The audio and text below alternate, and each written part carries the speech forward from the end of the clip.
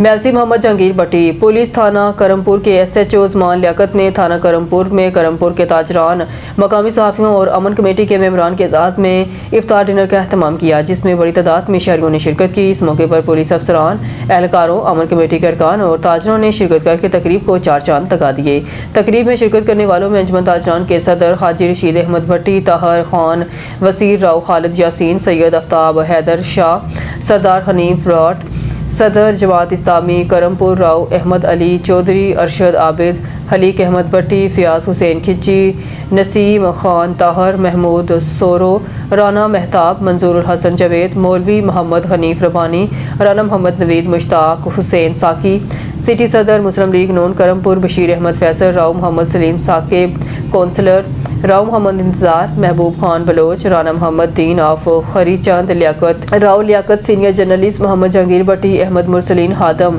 شہزاد بٹی، میاں ناظم پیرزادہ، میاں فخر پیرزادہ، سید وسیم بہاری، مہر جاوید سیال اسپیشل برانچ، میاں طاہر محمود سورو، چودھری حمزہ رائیں سمیت دیگر معززین شامل تھے۔ اس موقع پر SHO عثمان لیاقت نے مختصر خطاب کرتے ہوئے کہا، پولیس اور شہریوں کے درمیان بہتر رابطہ اور باہمی تعاون سے ہی امن و امان کی فضا کو مزید مضبوط بنایا جا سکتا ہے۔ انہوں نے افطار ڈنر میں شرکت کرنے والے تمام معزز مہمانوں کا شکریہ ادا کیا اور اس عزم کا اظہار کیا کہ تھانہ کرمپور کی پولیس عوام کی خدمت اور امن کے قیام کے لیے ہر ممکن اقدامات جاری رکھے گی۔